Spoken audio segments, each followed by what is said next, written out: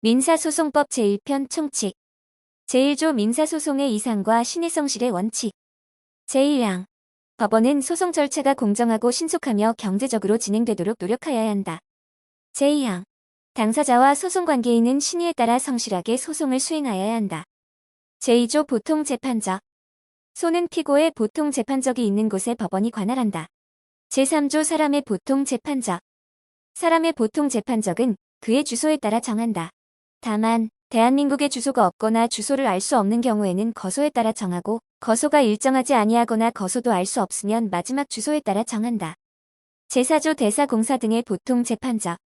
대사공사, 그 밖의 외국의 재판권 행사 대상에서 제외되는 대한민국 국민이 제3조의 규정에 따른 보통재판적이 없는 경우에는 이들의 보통재판적은 대법원이 있는 곳으로 한다. 제5조 법인 등의 보통재판적. 제1항. 법인 그 밖의 사단 또는 재단의 보통재판적은 이들의 주된 사무소 또는 영업소가 있는 곳에 따라 정하고, 사무소와 영업소가 없는 경우에는 주된 업무 담당자의 주소에 따라 정한다. 제2항. 제1항의 규정을 외국법인 그 밖의 사단 또는 재단에 적용하는 경우 보통재판적은 대한민국에 있는 이들의 사무소 영업소 또는 업무 담당자의 주소에 따라 정한다. 제6조 국가의 보통재판적. 국가의 보통재판적은 그 소송에서 국가를 대표하는 관청 또는 대법원이 있는 곳으로 한다.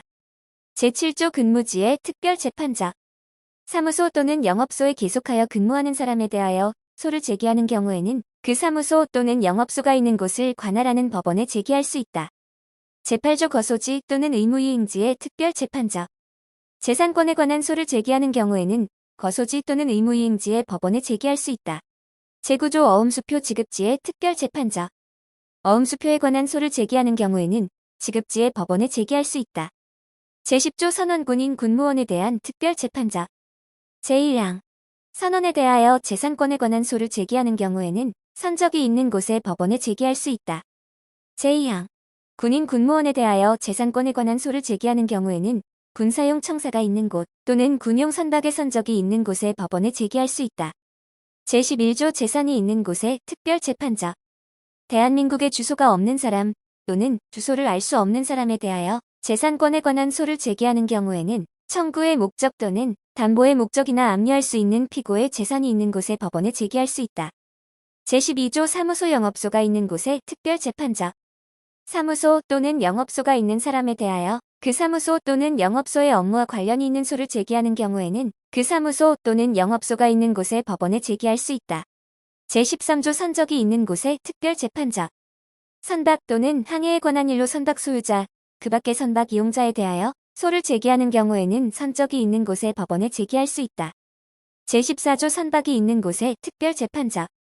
선박 채권, 그 밖의 선박을 담보로 한 채권에 관한 소를 제기하는 경우에는 선박이 있는 곳에 법원에 제기할 수 있다. 제15조 사원 등에 대한 특별재판적. 제1항. 회사 그 밖의 사단이 사원에 대하여 소를 제기하거나 사원이 다른 사원에 대하여 소를 제기하는 경우에는 그 소가 사원의 자격으로 말미암은 것이면 회사 그 밖의 사단의 보통 재판적이 있는 곳에 법원에 소를 제기할 수 있다. 제2항. 사단 또는 재단이 그 임원에 대하여 소를 제기하거나 회사가 그 발기인 또는 검사인에 대하여 소를 제기하는 경우에는 제1항의 규정을 준용한다. 제16조 사원 등에 대한 특별재판적. 회사 그 밖의 사단의 채권자가 그 사원에 대하여 소를 제기하는 경우에는 그 소가 사원의 자격으로 말미암은 것이면 제15조에 규정된 법원에 제기할 수 있다. 제17조 사원 등에 대한 특별재판적. 회사 그 밖의 사단, 재단, 사원 또는 사단의 채권자가 그 사원 임원 발기인 또는 검사인이었던 사람에 대하여 소를 제기하는 경우와 사원이었던 사람이 그 사원에 대하여 소를 제기하는 경우에는 제15조 및 제16조의 규정을 준용한다. 제18조 불법행위지의 특별재판적. 제1항. 불법행위에 관한 소를 제기하는 경우에는 행위지의 법원에 제기할 수 있다. 제2항. 선박 또는 항공기의 충돌이나 그 밖의 사고로 말미암은 손해배상에 관한 소를 제기하는 경우에는 사고 선박 또는 항공기가 맨 처음 도착한 곳에 법원에 제기할 수 있다. 제19조 해난구조에 관한 특별재판적. 해난구조에 관한 소를 제기하는 경우에는 구제된 곳 또는 구제된 선박이 맨 처음 도착한 곳에 법원에 제기할 수 있다. 제20조 부동산이 있는 곳에 특별재판적. 부동산에 관한 소를 제기하는 경우에는 부동산이 있는 곳에 법원에 제기할 수 있다. 제21조 등기 등록에 관한 특별재판적. 등기 등록에 관한 소를 제기하는 경우에는 등기 또는 등록할 공공기관이 있는 곳에 법원에 제기할 수 있다. 제22조 상속유증 등의 특별재판자. 상속에 관한 소 또는 유증, 그 밖에 사망으로 효력이 생기는 행위에 관한 소를 제기하는 경우에는 상속이 시작된 당시 피상속인의 보통 재판적이 있는 곳에 법원에 제기할 수 있다. 제23조 상속유증 등의 특별재판자. 상속채권, 그 밖의 상속재산에 대한 부담에 관한 것으로 제22조의 규정에 해당되지 아니하는 소를 제기하는 경우에는 상속재산의 전부 또는 일부가 제22조의 법원 관할구역 안에 있으면 그 법원에 제기할 수 있다. 제24조 지식재산권 등에 관한 특별재판자. 제1항 특허권, 실용신안권, 뒷자인권, 상표권, 품종보호권 이하 특허권 등이라 한다를 제외한 지식재산권과 국제거래에 관한 소를 제기하는 경우에는 제2조 내지 제23조의 규정에 따른 관할법원 소재지를 관할하는 고등법원이 있는 곳의 지방법원에 제기할 수 있다. 다만 서울고등법원이 있는 곳의 지방법원은 서울중앙지방법원으로 한정한다. 제2항 특허권 등의 지식재산권에 관한 소를 제기하는 경우에는 제2조부터 제23조까지의 규정에 따른 관할법원 소재지를 관할하는 고등법원이 있는 곳의 지방법원에 전속 관할로 한다. 다만 서울고등법원이 있는 곳의 지방법원은 서울중앙지방법원으로 한정한다. 제3항 제2항에도 불구하고 당사자는 서울중앙지방법원에 특허권 등의 지식재산권에 관한 소를 제기할 수 있다. 제25조 관련 재판자. 제1항 하나의 소로 여러 개의 청구를 하는 경우에는 제2조 내지 제24조의 규정에 따라 그 여러 개 가운데 하나의 청구에 대한 관할권이 있는 법원에 소를 제기할 수 있다. 제2항 소송 목적이 되는 권리나 의무가 여러 사람에게 공통되거나 사실상 또는 법률상 같은 원인으로 말미암아 그 여러 사람이 공동소송인으로서 당사자가 되는 경우에는 제1항의 규정을 준용한다. 제26조 소송 목적의 값의 산정. 제1항 법원조직법에서 소송 목적의 값에 따라 관할을 정하는 경우 그 값은 소로 주장하는 이익을 기준으로 계산하여 정한다. 제2항 제1항의 값을 계산할 수 없는 경우 그 값은 민사소송 등 인지법의 규정에 따른다. 제27조 청구를 병합한 경우의 소송 목적의 값.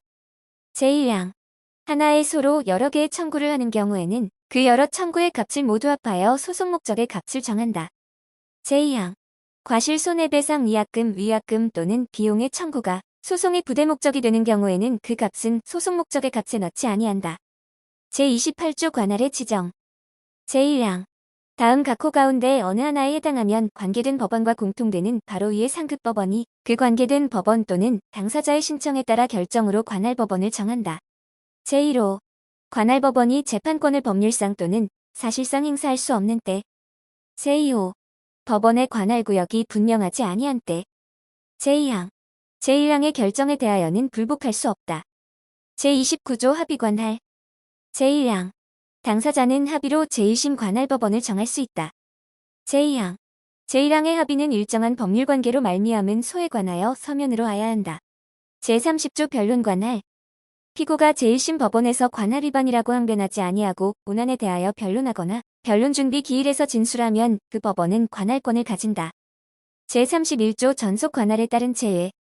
전속 관할이 정하여진 소에는 제2조, 제7조 내지 제25조, 제29조 및 제30조의 규정을 적용하지 아니한다.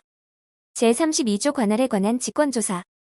법원은 관할에 관한 사항을 직권으로 조사할 수 있다. 제33조 관할의 표준이 되는 시기. 법원의 관할은 소를 제기한 때를 표준으로 정한다. 제34조 관할 위반 또는 재량에 따른 이송. 제1항 법원은 소송의 전부 또는 일부에 대하여 관할권이 없다고 인정하는 경우에는 결정으로 이를 관할법원에 이송한다. 제2항 지방법원 단독판사는 소송에 대하여 관할권이 있는 경우라도 상당하다고 인정하면 직권 또는 당사자의 신청에 따른 결정으로 소송의 전부 또는 일부를 같은 지방법원 합의부에 이송할 수 있다. 제3항 지방법원 합의부는 소송에 대하여 관할권이 없는 경우라도 상당하다고 인정하면 직권으로 또는 당사자의 신청에 따라 소송의 전부 또는 일부를 스스로 심리 재판할 수 있다. 제4항 전속 관할이 정하여진 소에 대하여는 제2항 및 제3항의 규정을 적용하지 아니한다. 제35조 손해나 지연을 피하기 위한 이송. 법원은 소송에 대하여 관할권이 있는 경우라도 현저한 손해 또는 지연을 피하기 위하여 필요하면 직권 또는 당사자의 신청에 따른 결정으로 소송의 전부 또는 일부를 다른 관할법원에 이송할 수 있다. 다만 전속 관할이 정하여진 소의 경우에는 그러하지 아니하다. 제36조 지식재산권 등에 관한 소송의 이송. 제1항. 법원은 특허권 등을 제외한 지식재산권과 국제거래에 관한 소가 제기된 경우 직권 또는 당사자의 신청에 따른 결정으로 그 소송의 전부 또는 일부를 제24조 제1항에 따른 관할 법원에 이송할 수 있다. 다만 이로 인하여 소송 절차를 현저하게 지연시키는 경우에는 그러하지 아니하다. 제2항. 제1항은 전속 관할이 정하여져 있는 소의 경우에는 적용하지 아니한다. 제3항. 제24조 제2항 또는 제3항에 따라 특허권 등의 지식재산권에 관한 소를 관할하는 법원은 현저한 손해 또는 지연을 피하기 위하여 필요한 때에는 직권 또는 당사자의 신청에 따른 결정으로 소송의 전부 또는 일부를 제2조부터 제23조까지의 규정에 따른 지방법원으로 이송할 수 있다. 제37조 이송 결정이 확정된 뒤에 긴급 처분. 법원은 소송의 이송 결정이 확정된 뒤라도 급박한 사정이 있는 때에는 직권으로 또는 당사자의 신청에 따라 필요한 처분을 할 수 있다. 다만 기록을 보낸 뒤에는 그러하지 아니하다. 제38조 이송 결정의 효력. 제1항. 소송을 이송받은 법원은 이송 결정에 따라야 한다. 제2항. 소송을 이송받은 법원은 사건을 다시 다른 법원에 이송하지 못한다. 제39조 즉시항고. 이송 결정과 이송 신청의 기각 결정에 대하여는 즉시항고를 할 수 있다. 제40조 이송의 효과. 제1항. 이송 결정이 확정된 때에는 소송은 처음부터 이송받은 법원에 기속된 것으로 본다. 제2항.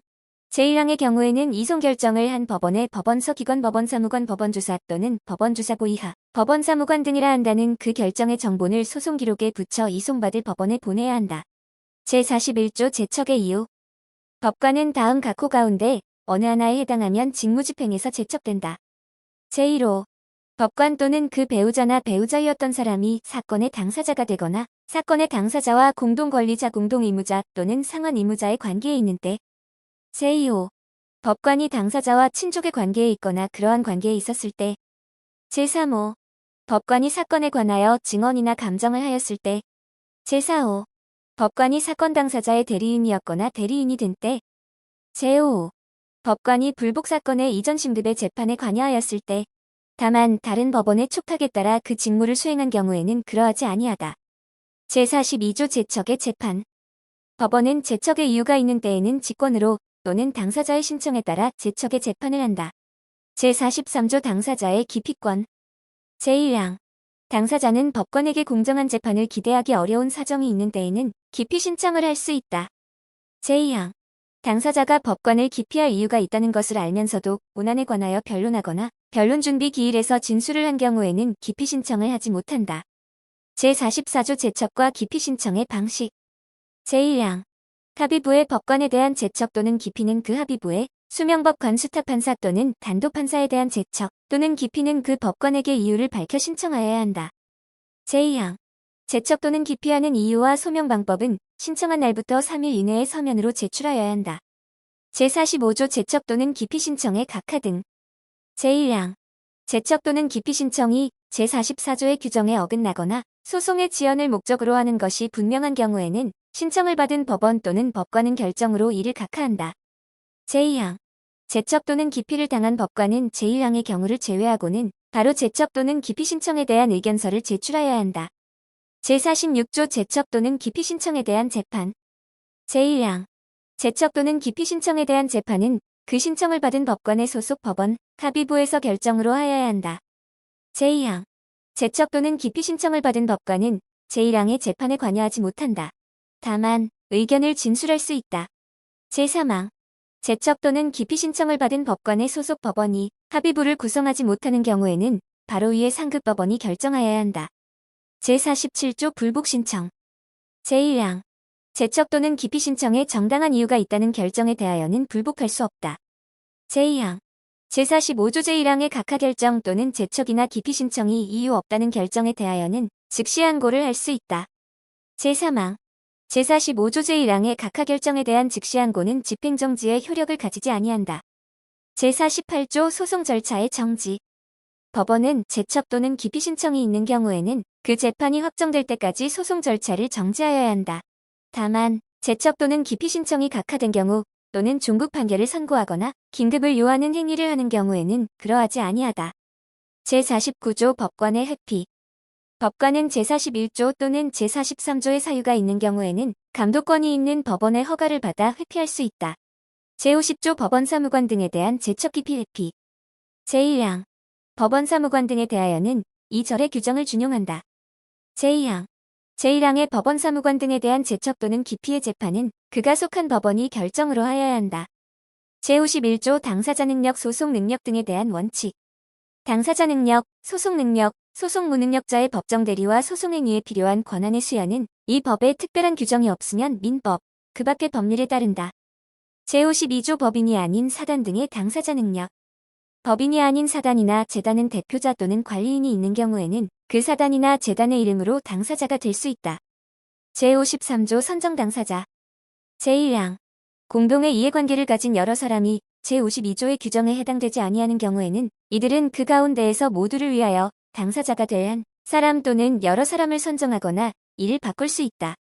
제2항 소송이 법원에 계속된 뒤 제1항의 규정에 따라 당사자를 바꾼 때에는 그 전의 당사자는 당연히 소송에서 탈퇴한 것으로 본다. 제54조 선정 당사자 일부의 자격상실. 제53조의 규정에 따라 선정된 여러 당사자 가운데 죽거나 그 자격을 잃은 사람이 있는 경우에는 다른 당사자가 모두를 위하여 소송 행위를 한다. 제55조 제한능력자의 소송 능력. 제1항 미성년자 또는 피성년후견인은 법정 대리인에 의해서만 소송 행위를 할 수 있다. 다만 다음 각 호의 경우에는 그러하지 아니하다. 제1호 미성년자가 독립하여 법률 행위를 할 수 있는 경우. 제2호 피성년후견인이 민법 제10조 제2항에 따라 취소할 수 없는 법률 행위를 할 수 있는 경우. 제2항 피한정후견인은 한정후견인의 동의가 필요한 행위에 관하여는 대리권 있는 한정후견인에 의해서만 소송 행위를 할 수 있다. 제56조 법정 대리인의 소송 행위에 관한 특별 규정. 제1항 미성년후견인, 대리권 있는 성년후견인 또는 대리권 있는 한정후견인이 상대방의 소 또는 상소 제기에 관하여 소송 행위를 하는 경우에는 그 후견 감독인으로부터 특별한 권한을 받을 필요가 없다. 제2항 제1항의 법정 대리인이 소의 취하, 화해, 청구에 폭이 있나 또는 제80조에 따른 탈퇴를 하기 위해서는 후견 감독인으로부터 특별한 권한을 받아야 한다. 다만 후견 감독인이 없는 경우에는 가정법원으로부터 특별한 권한을 받아야 한다. 제57조 외국인의 소송 능력에 대한 특별 규정. 외국인은 그의 본국법에 따르면 소송 능력이 없는 경우라도 대한민국의 법률에 따라 소송 능력이 있는 경우에는 소송 능력이 있는 것으로 본다. 제58조 법정 대리권 등의 증명. 제1항 법정 대리권이 있는 사실 또는 소송 행위를 위한 권한을 받은 사실은 서면으로 증명하여야 한다. 제53조의 규정에 따라서 당사자를 선정하고 바꾸는 경우에도 또한 같다. 제2항 제1항의 서면은 소송 기록에 붙여야 한다. 제59조 소송 능력 등의 흠에 대한 조치. 소송 능력 법정 대리권 또는 소송 행위에 필요한 권한의 수여에 흠이 있는 경우에는 법원은 기간을 정하여 이를 보정하도록 명하여야 하며 만일 보정하는 것이 지연됨으로써 손해가 생길 염려가 있는 경우에는 법원은 보정하기 전에 당사자 또는 법정 대리인으로 하여금 일시적으로 소송 행위를 하게 할 수 있다. 제60조 소송 능력 등의 흠과 추인. 소송 능력, 법정 대리권 또는 소송 행위에 필요한 권한의 수여에 흠이 있는 사람이 소송 행위를 한 뒤에 보정된 당사자나 법정 대리인이 이를 추인한 경우에는 그 소송 행위는 이를 한 때에 소급하여 효력이 생긴다. 제61조 선정 당사자에 대한 준용. 제53조의 규정에 따른 당사자가 소송 행위를 하는 경우에는 제59조 및 제60조의 규정을 준용한다. 제62조 제한능력자를 위한 특별 대리인. 제1항 미성년자 피한정후견인 또는 피성년후견인이 당사자인 경우 그 친족, 이해관계인 미성년자 피한정후견인 또는 피성년후견인을 상대로 소송 행위를 하려는 사람을 포함한다. 대리권 없는 성년후견인, 대리권 없는 한정후견인, 지방자치단체의 장 또는 검사는 다음 각 호의 경우에 소송 절차가 지연됨으로써 손해를 볼 염려가 있다는 것을 소명하여 수소법원의 특별 대리인을 선임하여 주도록 신청할 수 있다. 제1호 법정 대리인이 없거나 법정 대리인에게 소송에 관한 대리권이 없는 경우. 제2호 법정 대리인이 사실상 또는 법률상 장애로 대리권을 행사할 수 없는 경우. 제3호 법정 대리인의 불성실하거나 미숙한 대리권 행사로 소송 절차의 진행이 현저하게 방해받는 경우. 제2항 법원은 소송 계속 후 필요하다고 인정하는 경우 직권으로 특별 대리인을 선임 개임하거나 해임할 수 있다. 제3항 특별 대리인은 대리권 있는 후견인과 같은 권한이 있다. 특별 대리인의 대리권의 범위에서 법정 대리인의 권한은 정지된다. 제4항 특별대리인의 선임 개임 또는 해임은 법원의 결정으로 하며 그 결정은 특별대리인에게 송달하여야 한다. 제5항 특별대리인의 보수, 선임 비용 및 소송행위에 관한 비용은 소송비용에 포함된다. 제62조 2 의사무능력자를 위한 특별대리인의 선임 등. 제1항 의사능력이 없는 사람을 상대로 소송행위를 하려고 하거나 의사능력이 없는 사람이 소송행위를 하는데 필요한 경우 특별대리인의 선임 등에 관하여는 제62조를 준용한다. 다만 특정 의견인 또는 임의 의견인도 특별대리인의 선임을 신청할 수 있다. 제2항 제1항의 특별대리인이 소의 취하, 화해 청구의 포기 인락 또는 제80조에 따른 탈퇴를 하는 경우 법원은 그 행위가 본인의 이익을 명백히 침해한다고 인정할 때에는 그 행위가 있는 날부터 14일 이내의 결정으로 이를 허가하지 아니할 수 있다. 이 결정에 대해서는 불복할 수 없다. 제63조 법정대리권의 소멸통지. 제1항 소송 절차가 진행되는 중에 법정대리권이 소멸한 경우에는 본인 또는 대리인이 상대방에게 소멸된 사실을 통지하지 아니하면 소멸의 효력을 주장하지 못한다. 다만 법원의 법정대리권의 소멸 사실이 알려진 뒤에는 그 법정대리인은 제56조 제2항의 소송행위를 하지 못한다. 제2항 제53조의 규정에 따라 당사자를 바꾸는 경우에는 제1항의 규정을 준용한다. 제64조 법인 등 단체의 대표자의 지위. 법인의 대표자 또는 제52조의 대표자 또는 관리인에게는 이 법 가운데 법정대리와 법정대리인에 관한 규정을 준용한다. 제65조 공동소송의 요건. 소송 목적이 되는 권리나 의무가 여러 사람에게 공통되거나 사실상 또는 법률상 같은 원인으로 말미암아 생긴 경우에는 그 여러 사람이 공동소송인으로서 당사자가 될 수 있다. 소송 목적이 되는 권리나 의무가 같은 종류의 것이고 사실상 또는 법률상 같은 종류의 원인으로 말미암은 것인 경우에도 또한 같다. 제66조 통상 공동소송인의 지위. 공동소송인 가운데 한 사람의 소송행위 또는 이에 대한 상대방의 소송행위와 공동소송인 가운데 한 사람에 관한 사항은 다른 공동소송인에게 영향을 미치지 아니한다. 제67조 필수적 공동소송에 대한 특별 규정. 제1항 소송 목적이 공동소송인 모두에게 합일적으로 확정되어야 할 공동소송의 경우에 공동소송인 가운데 한 사람의 소송행위는 모두의 이익을 위하여서만 효력을 가진다. 제2항 제1항의 공동소송에서 공동소송인 가운데 한 사람에 대한 상대방의 소송행위는 공동소송인 모두에게 효력이 미친다. 제3항 제1항의 공동소송에서 공동소송인 가운데 한 사람에게 소송 절차를 중단 또는 중지하여야 할 이유가 있는 경우 그 중단 또는 중지는 모두에게 효력이 미친다. 제68조 필수적 공동소송인의 추가. 제1항 법원은 제67조 제1항의 규정에 따른 공동소송인 가운데 일부가 누락된 경우에는 제1심의 변론을 종결할 때까지 원고의 신청에 따라 결정으로 원고 또는 피고를 추가하도록 허가할 수 있다. 다만 원고의 추가는 추가될 사람의 동의를 받은 경우에만 허가할 수 있다. 제2항 제1항의 허가 결정을 한 때에는 허가 결정의 정본을 당사자 모두에게 송달하여야 하며 추가될 당사자에게는 소장부본도 송달하여야 한다. 제3항 제1항의 규정에 따라 공동소송인이 추가된 경우에는 처음에 소가 제기된 때에 추가된 당사자와의 사이에 소가 제기된 것으로 본다. 제4항 제1항의 허가 결정에 대하여 이해관계인은 추가될 원고의 동의가 없었다는 것을 사유로 하는 경우에만 즉시항고를 할 수 있다. 제5항 제4항의 즉시항고는 집행정지의 효력을 가지지 아니한다. 제6항 제1항의 신청을 기각한 결정에 대하여는 즉시항고를 할 수 있다. 제69조 필수적 공동소송에 대한 특별규정. 제67조 제1항의 공동소송인 가운데 한 사람이 상소를 제기한 경우에 다른 공동소송인이 그 상소심에서 하는 소송행위에는 제56조 제1항의 규정을 준용한다. 제70조 예비적 선택적 공동소송에 대한 특별규정.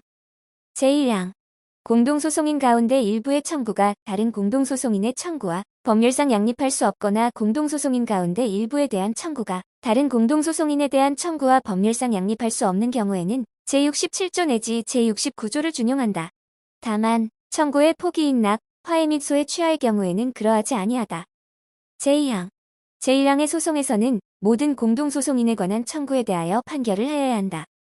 제71조 보조 참가. 소송 결과에 이해관계가 있는 제3자는 한쪽 당사자를 돕기 위하여 법원에 계속 중인 소송에 참가할 수 있다. 다만 소송 절차를 현저하게 지연시키는 경우에는 그러하지 아니하다. 제72조 참가 신청의 방식. 제1항 참가 신청은 참가의 취지와 이유를 밝혀 참가하고자 하는 소송이 계속된 법원에 제기하여야 한다. 제2항 서면으로 참가를 신청한 경우에는 법원은 그 서면을 양쪽 당사자에게 송달하여야 한다. 제3항. 참가 신청은 참가인으로서 할 수 있는 소송행위와 동시에 할 수 있다.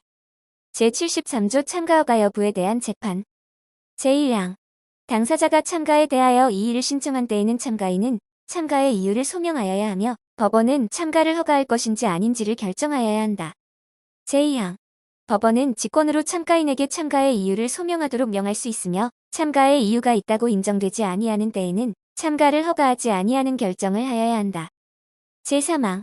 제1항 및 제2항의 결정에 대하여는 즉시 항고를 할 수 있다. 제74조 이의신청권의 상실. 당사자가 참가에 대하여 이의를 신청하지 아니한 채 변론하거나 변론 준비 기일에서 진술을 한 경우에는 이의를 신청할 권리를 잃는다. 제75조 참가인의 소송관여. 제1항. 참가인은 그의 참가에 대한 이의 신청이 있는 경우라도 참가를 허가하지 아니하는 결정이 확정될 때까지 소송행위를 할 수 있다. 제2항.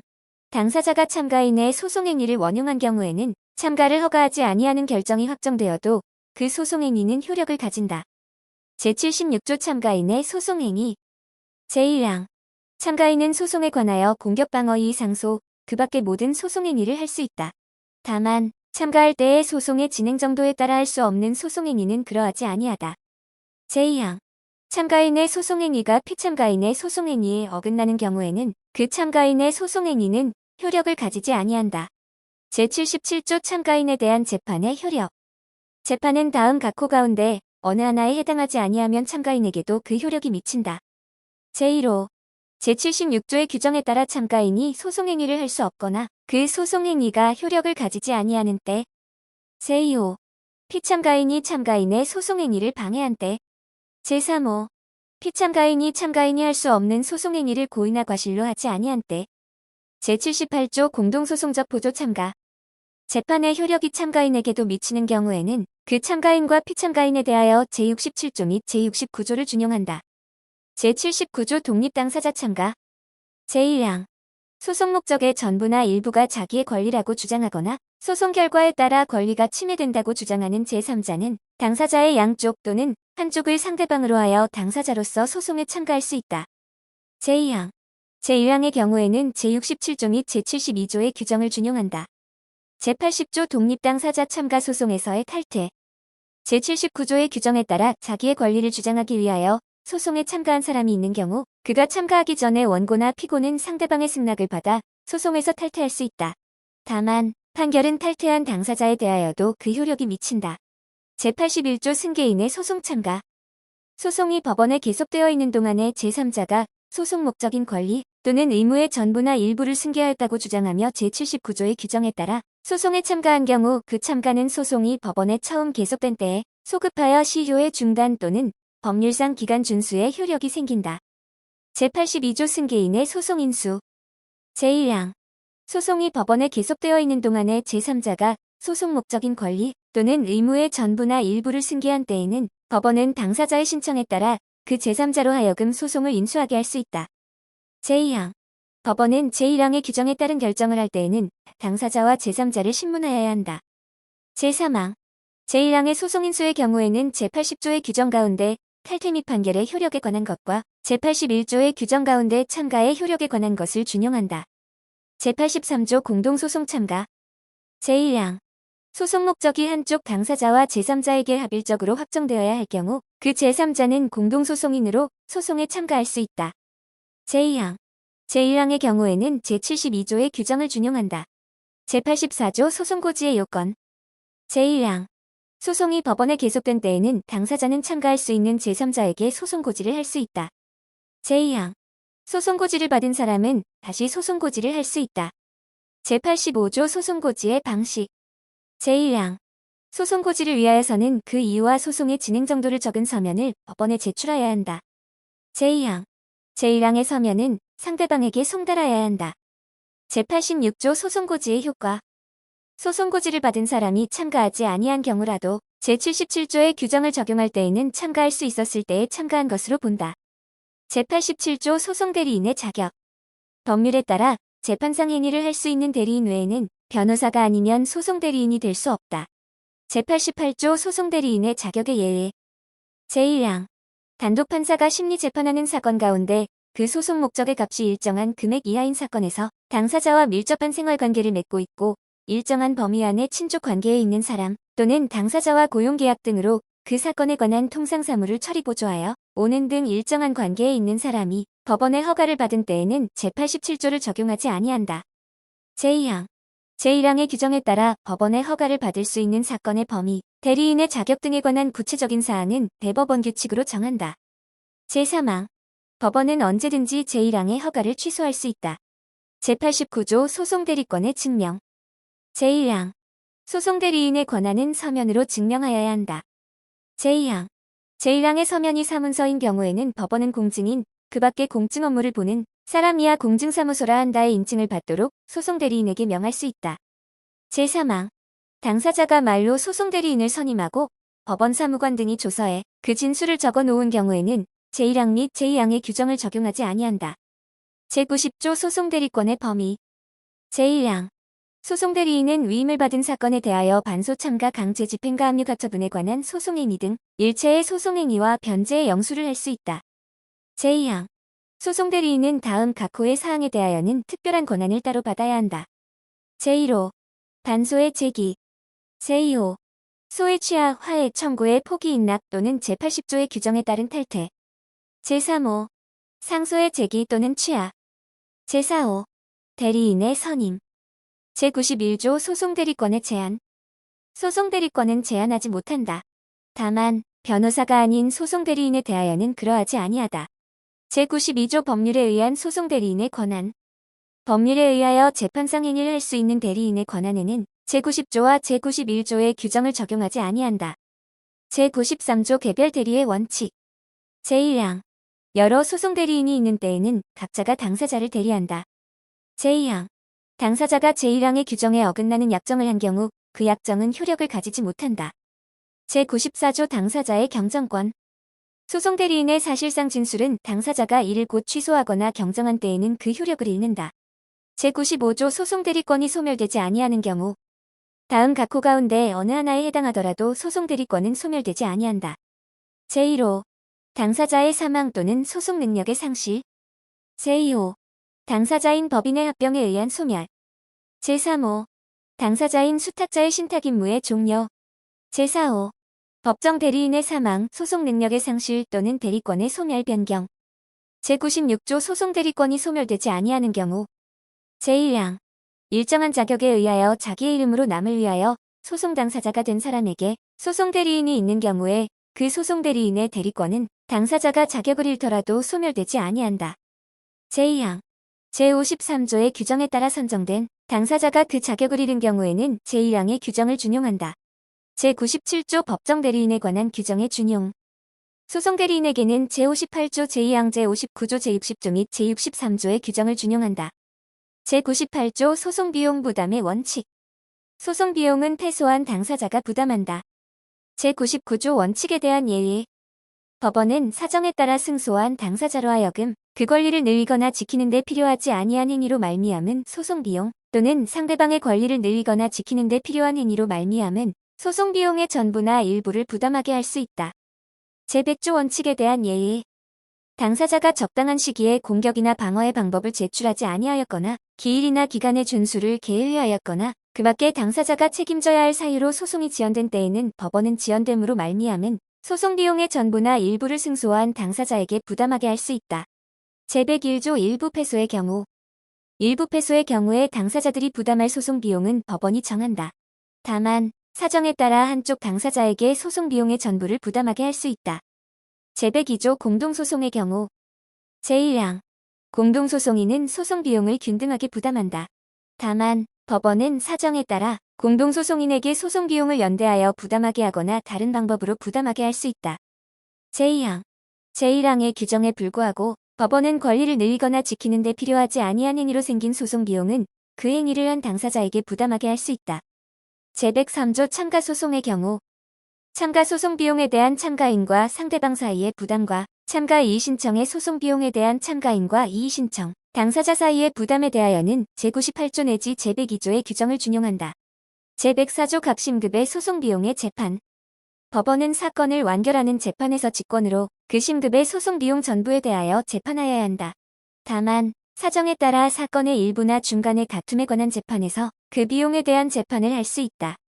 제105조 소송의 총 비용에 대한 재판.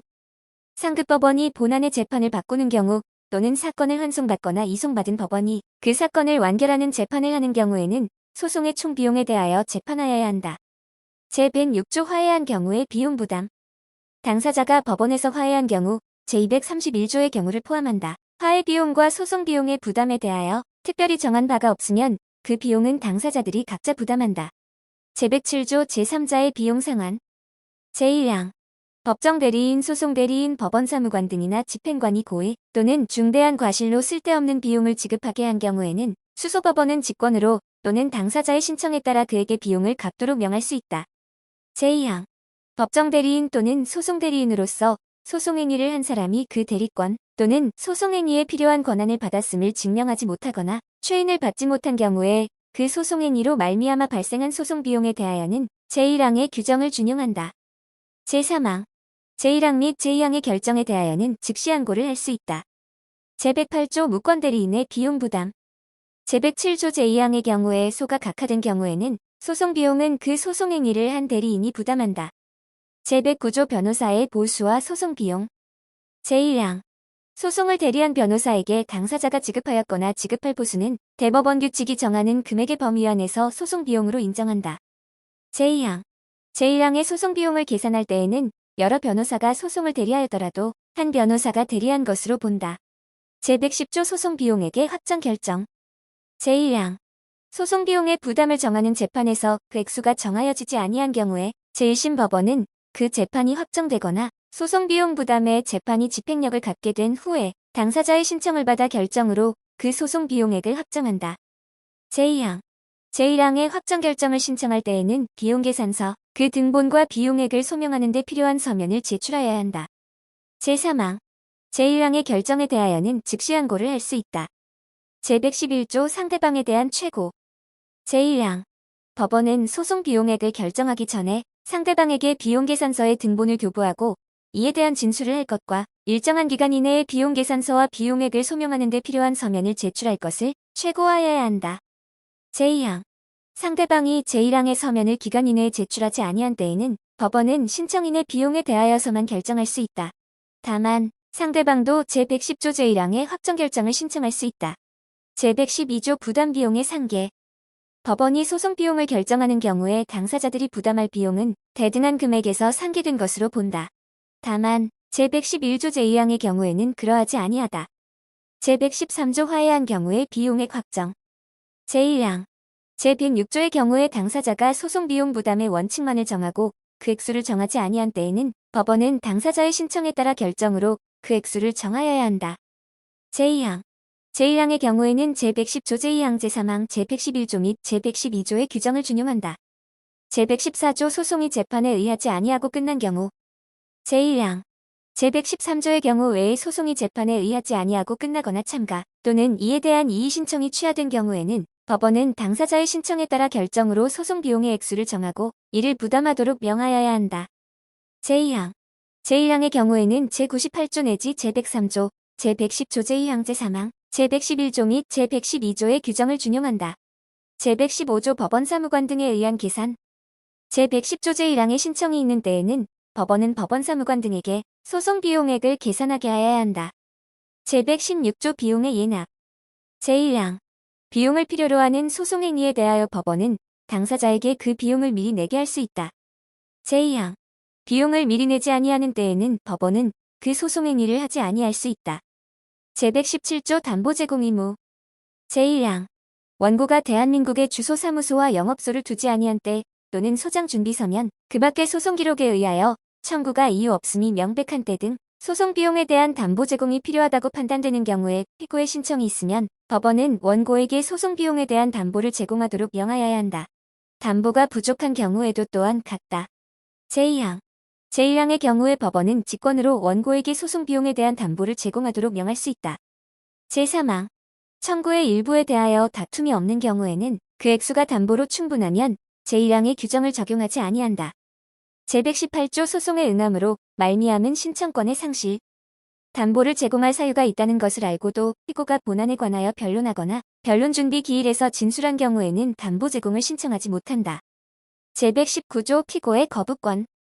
담보 제공을 신청한 피고는 원고가 담보를 제공할 때까지 소송에 응하지 아니할 수 있다. 제120조 담보 제공 결정. 제1항.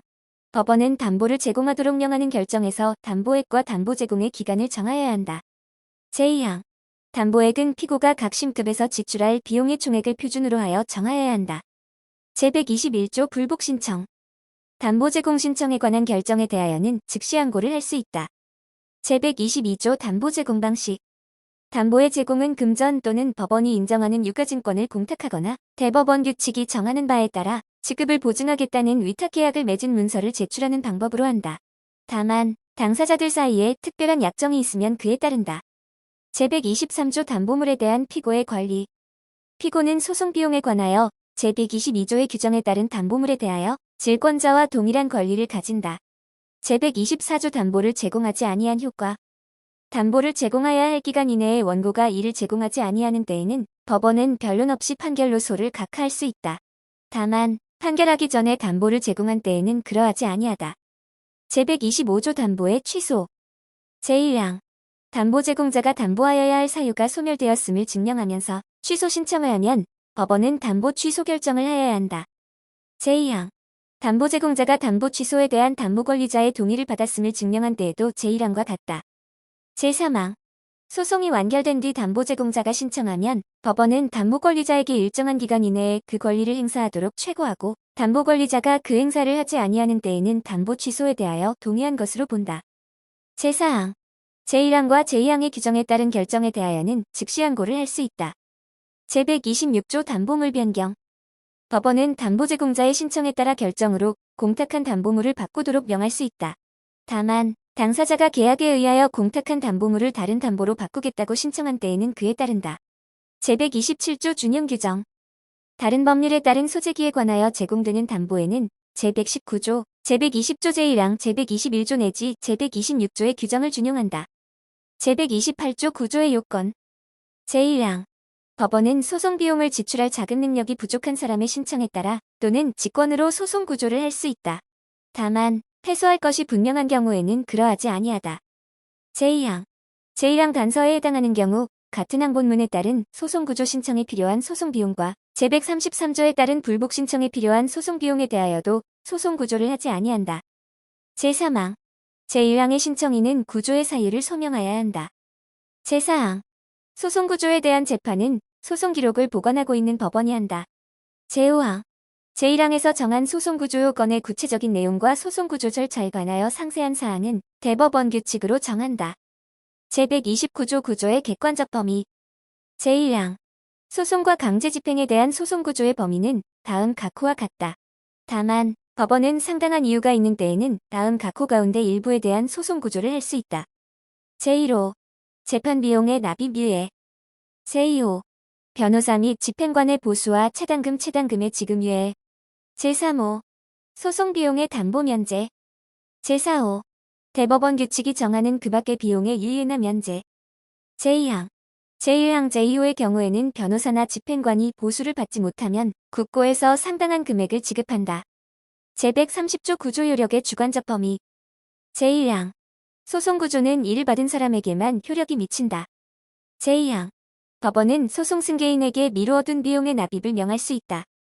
제131조 구조의 취소. 소송 구조를 받은 사람이 소송 비용을 납입할 자금 능력이 있다는 것이 판명되거나 자금 능력이 있게 된 때에는 소송 기록을 보관하고 있는 법원은 직권으로 또는 이해관계인의 신청에 따라 언제든지 구조를 취소하고 납입을 미루어둔 소송 비용을 지급하도록 명할 수 있다. 제132조 납입 유예 비용의 추심. 제1항. 소송 구조를 받은 사람에게 납입을 미루어둔 비용은 그 부담의 재판을 받은 상대방으로부터 직접 지급받을 수 있다. 제2항. 제1항의 경우에 변호사 또는 집행관은 소송 구조를 받은 사람의 집행권원으로 보수와 체당금에 관한 비용액의 확정 결정 신청과 강제 집행을 할 수 있다. 제3항. 변호사 또는 집행관은 보수와 체당금에 대하여 당사자를 대위하여 제113조 또는 제114조의 결정 신청을 할 수 있다. 제133조 불복 신청. 2절에 규정한 재판에 대하여는 즉시 항고를 할 수 있다. 다만 상대방은 제129조 제1항 제3호의 소송 구조 결정을 제외하고는 불복할 수 없다. 제134조 변론의 필요성. 제1항. 당사자는 소송에 대하여 법원에서 변론하여야 한다. 다만 결정으로 완결할 사건에 대하여는 법원이 변론을 열 것인지 아닌지를 정한다. 제2항. 제1항 단서의 규정에 따라 변론을 열지 아니할 경우에 법원은 당사자와 이해관계인 그 밖의 참고인을 신문할 수 있다. 제3항. 이 법에 특별한 규정이 있는 경우에는 제1항과 제2항의 규정을 적용하지 아니한다. 제135조 재판장의 지휘권. 제1항. 변론은 재판장 합의부의 재판장 또는 단독 판사를 말한다. 이와 같다 이 지휘한다. 제2항. 재판장은 발언을 허가하거나 그의 명령에 따르지 아니하는 사람의 발언을 금지할 수 있다. 제136조 성명권 구문권 등. 제1항. 재판장은 소송 관계를 분명하게 하기 위하여 당사자에게 사실상 또는 법률상 사항에 대하여 질문할 수 있고 증명을 하도록 촉구할 수 있다. 제2항. 합의부원은 재판장에게 알리고 제1항의 행위를 할 수 있다. 제3항. 당사자는 필요한 경우 재판장에게 상대방에 대하여 설명을 요구하여 줄 것을 요청할 수 있다. 제4항. 법원은 당사자가 간과하였음이 분명하다고 인정되는 법률상 사항에 관하여 당사자에게 의견을 진술할 기회를 주어야 한다. 제137조 성명준비명령. 재판장은 제136조의 규정에 따라 당사자에게 설명 또는 증명하거나 의견을 진술할 사항을 지적하고 변론기일 이전에 이를 준비하도록 명할 수 있다. 제138조 합의부에 의한 감독.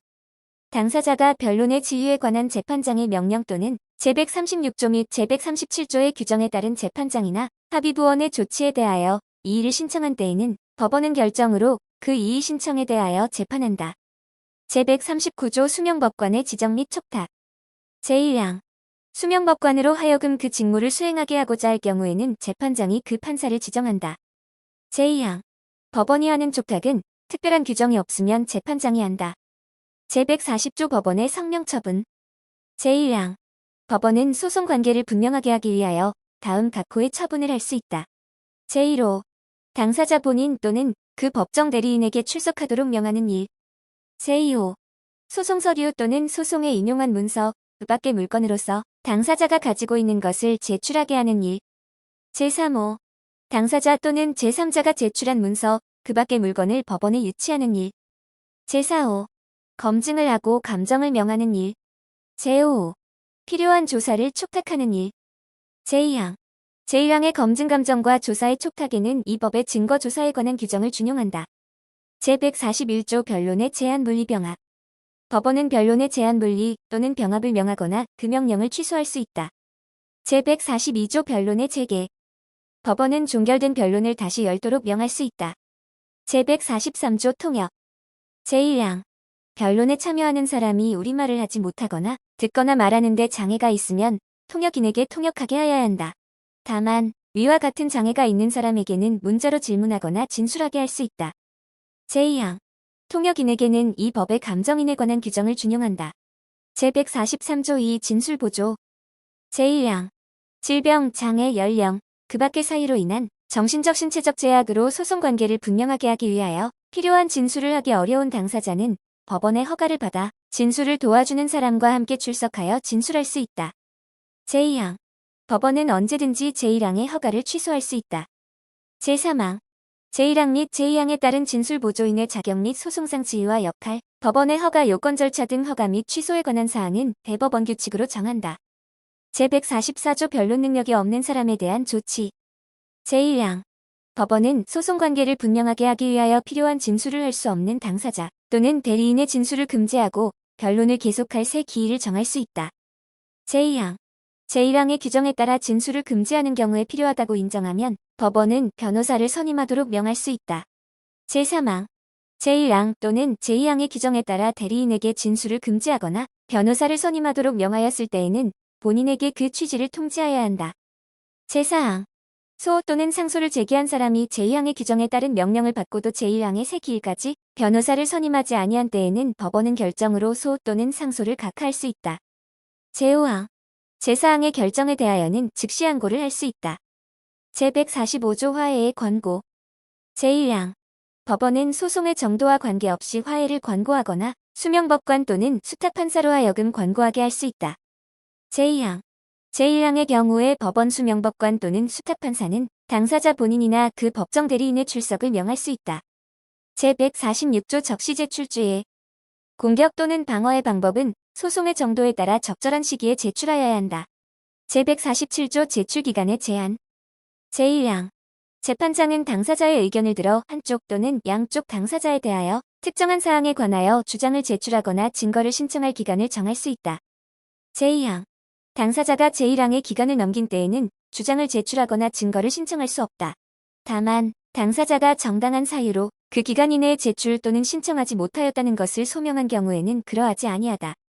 제148조 한쪽 당사자가 출석하지 아니한 경우 제1항 원고 또는 피고가 변론 기일에 출석하지 아니하거나 출석하고서도 본안에 관하여 변론하지 아니한 때에는 그가 제출한 소장 답변서 그 밖의 준비 서면에 적혀있는 사항을 진술한 것으로 보고 출석한 상대방에게 변론을 명할 수 있다. 제2항 제1항의 규정에 따라 당사자가 진술한 것으로 보는 답변서 그 밖의 준비 서면에 청구의 포기 또는 인락의 의사표시가 적혀있고 공증사무소의 인증을 받은 때에는 그 취지에 따라 청구의 포기 또는 인락이 성립된 것으로 본다. 제3항 제1항의 규정에 따라 당사자가 진술한 것으로 보는 답변서 그 밖의 준비 서면에 화해의 의사표시가 적혀있고 공증사무소의 인증을 받은 경우에 상대방 당사자가 변론 기일에 출석하여 그 화해의 의사표시를 받아들인 때에는 화해가 성립된 것으로 본다. 제149조 실기한 공격방어 방법의 각하. 제1항 당사자가 제146조의 규정을 어겨 고의 또는 중대한 과실로 공격 또는 방어 방법을 뒤늦게 제출함으로써 소송의 완결을 지연시키게 하는 것으로 인정할 때에는 법원은 직권으로 또는 상대방의 신청에 따라 결정으로 이를 각하할 수 있다. 제2항 당사자가 제출한 공격 또는 방어 방법의 취지가 분명하지 아니한 경우에 당사자가 필요한 설명을 하지 아니하거나 설명할 기일에 출석하지 아니한 때에는 법원은 직권으로 또는 상대방의 신청에 따라 결정으로 이를 각하할 수 있다. 제150조 자백간주.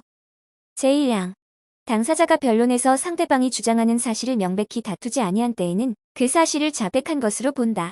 다만 변론 전체의 취지로 보아 그 사실에 대하여 다툰 것으로 인정되는 경우에는 그러하지 아니하다. 제2항 상대방이 주장한 사실에 대하여 알지 못한다고 진술한 때에는 그 사실을 다툰 것으로 추정한다. 제3항 당사자가 변론 기일에 출석하지 아니하는 경우에는 제1항의 규정을 준용한다.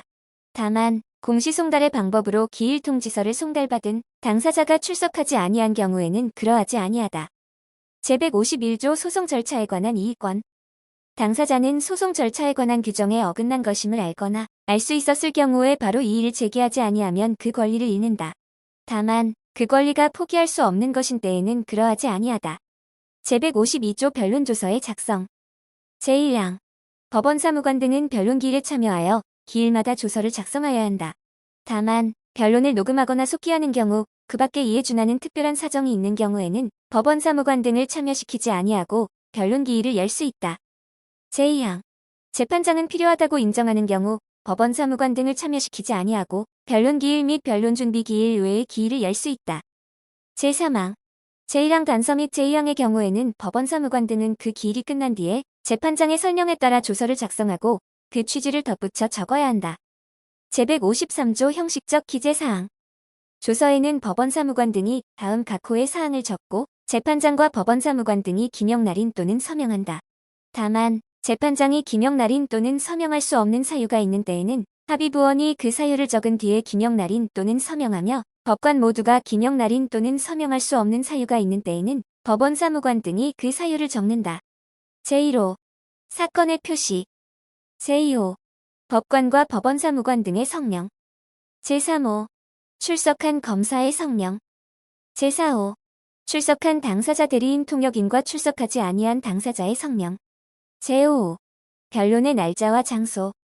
제6호 변론의 공개 여부와 공개하지 아니한 경우에는 그 이유. 제154조 실질적 기재사항. 조서에는 변론의 요지를 적되 특히 다음 각호의 사항을 분명히 하여야 한다. 제1호 화해 청구의 포기 인락, 소의 취하와 자백. 제2호 증인 감정인의 선서와 진술. 제3호 검증의 결과. 제4호 재판장이 적도록 명한 사항과 당사자의 청구에 따라 적는 것을 허락한 사항. 제5호 서면으로 작성되지 아니한 재판. 제6호 재판의 선고. 제155조 조서기재의 생략 등. 제1항.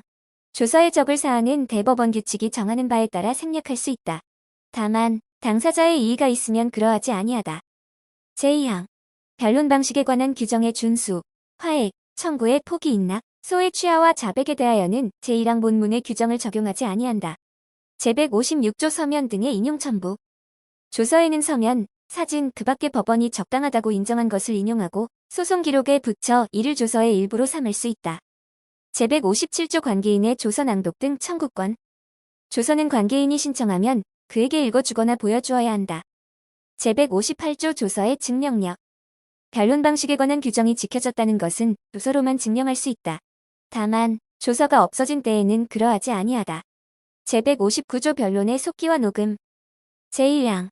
법원은 필요하다고 인정하는 경우에는 변론의 전부 또는 일부를 녹음하거나 속기자로 하여금 받아 적도록 명할 수 있으며 당사자가 녹음 또는 속기를 신청하면 특별한 사유가 없는 한 이를 명하여야 한다. 제2항. 제1항의 녹음 테이프와 속기록은 조서의 일부로 삼는다. 제3항. 제1항 및 제2항의 규정에 따라 녹음 테이프 또는 속기록으로 조서의 기재를 대신한 경우에 소송이 완결되기 전까지 당사자가 신청하거나 그 밖에 대법원 규칙이 정하는 때에는 녹음 테이프나 속기록의 요지를 정리하여 조서를 작성하여야 한다. 제4항. 제3항의 규정에 따라 조서가 작성된 경우에는 재판이 확정되거나 양쪽 당사자의 동의가 있으면 법원은 녹음 테이프와 속기록을 폐기할 수 있다. 이 경우 당사자가 녹음 테이프와 속기록을 폐기한다는 통지를 받은 날부터 2주 이내에 이의를 제기하지 아니하면 폐기에 대하여 동의한 것으로 본다. 제160조 다른 조서에 준용하는 규정. 법원 수명법관 또는 수탁판사의 신문 또는 신문과 증거조사에는 제152조 내지 제159조의 규정을 준용한다. 제161조 신청 또는 진술의 방법. 제1항. 신청 그 밖의 진술은 특별한 규정이 없는 한 서면 또는 말로 할 수 있다. 제2항. 말로 하는 경우에는 법원 사무관 등의 앞에서 하여야 한다. 제3항. 제2항의 경우에 법원 사무관 등은 신청 또는 진술의 취지에 따라 조서 또는 그 밖의 서면을 작성한 뒤 기명 날인 또는 서명하여야 한다. 제162조 소송기록의 열람과 증명서의 교부 청구. 제1항. 당사자나 이해관계를 소명한 제3자는 대법원 규칙이 정하는 바에 따라 소송기록의 열람 복사, 재판서 조서의 정본 등 본초본의 교부 또는 소송에 관한 사항의 증명서의 교부를 법원 사무관 등에게 신청할 수 있다. 제2항. 누구든지 권리구제학 수련구 또는 공익적 목적으로 대법원 규칙으로 정하는 바에 따라 법원 사무관 등에게 재판이 확정된 소송기록의 열람을 신청할 수 있다. 다만 공개를 금지한 변론에 관련된 소송기록에 대하여는 그러하지 아니하다. 제3항. 법원은 제2항에 따른 열람 신청 시 당해 소송 관계인이 동의하지 아니하는 경우에는 열람하게 하여서는 아니 된다. 이 경우 당해 소송 관계인의 범위 및 동의 등에 관하여 필요한 사항은 대법원 규칙으로 정한다. 제4항. 소송 기록을 열람 복사한 사람은 열람 복사에 의하여 알게 된 사안을 이용하여 공공의 질서 또는 선량한 풍속을 해하거나 관계인의 명예 또는 생활의 평온을 해하는 행위를 하여서는 아니 된다. 제5항. 제1항 및 제2항의 신청에 대하여는 대법원 규칙이 정하는 수수료를 내야 한다. 제6항. 재판서 조서의 정본 등 본초본에는 그 취지를 적고 법원 사무관 등이 기명 날인 또는 서명하여야 한다. 제163조 비밀보호를 위한 열람 등의 제한. 제1항.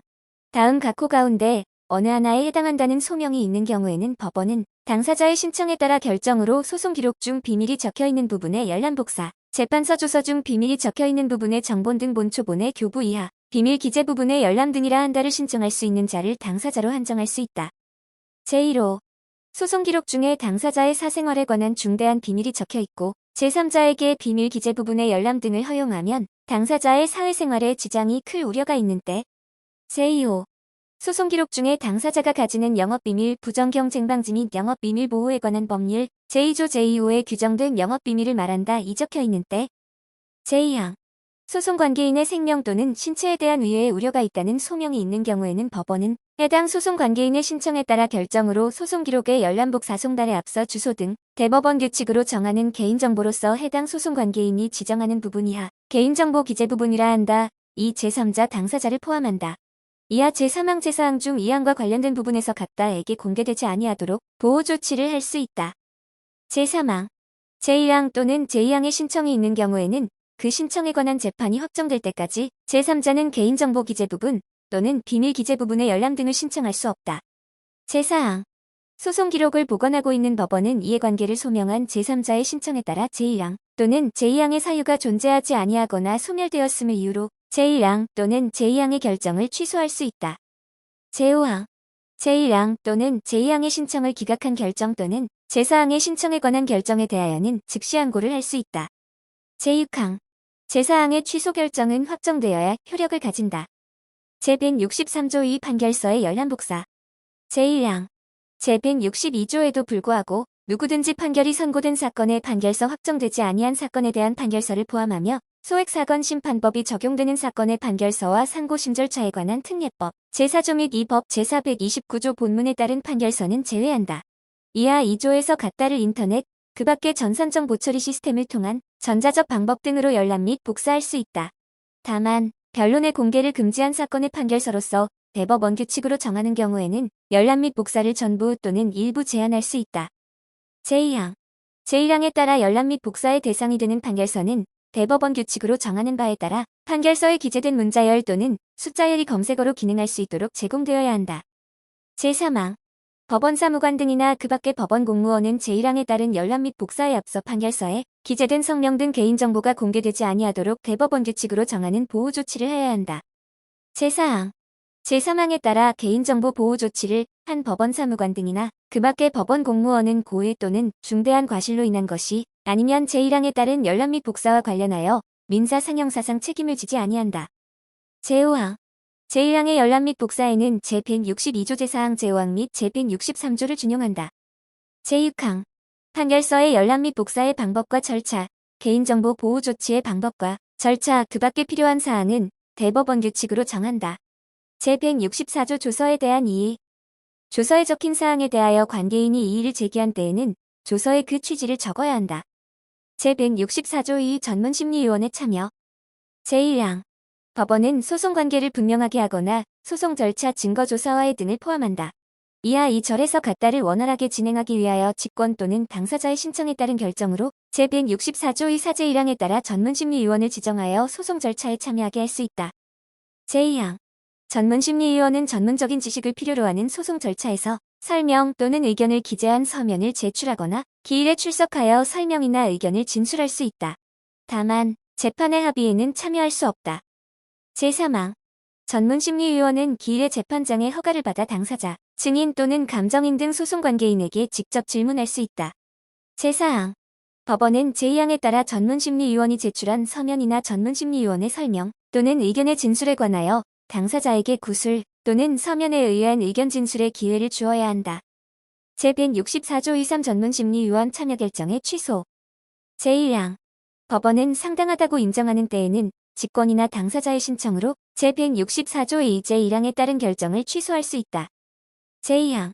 제1항에도 불구하고 당사자가 합의로 제164조 2 제1항에 따른 결정을 취소할 것을 신청하는 때에는 법원은 그 결정을 취소하여야 한다. 제164조 2사 전문심리위원회 지정 등. 제1항. 법원은 제164조 2 제1항에 따라 전문심리위원을 소송 절차에 참여시키는 경우 당사자의 의견을 들어 각 사건마다 1인 이상의 전문심리위원을 지정하여야 한다. 제2항. 전문심리위원에게는 대법원 규칙으로 정하는 바에 따라 수당을 지급하고 필요한 경우에는 그 밖의 여비, 일당 및 숙박료를 지급할 수 있다. 제3항. 전문심리위원회 지정에 관하여 그 밖에 필요한 사항은 대법원 규칙으로 정한다. 제164조 2호 전문심리위원회 제청 및 기피. 제1항. 전문심리위원에게 제41조부터 제45조까지 및 제47조를 준용한다. 제2항. 제척 또는 기피 신청을 받은 전문심리위원은 그 신청에 관한 결정이 확정될 때까지 그 신청이 있는 사건의 소송 절차에 참여할 수 없다. 이 경우 전문심리위원은 당의 제척 또는 기피 신청에 대하여 의견을 진술할 수 있다. 제164조 2육 수명법관 등의 권한.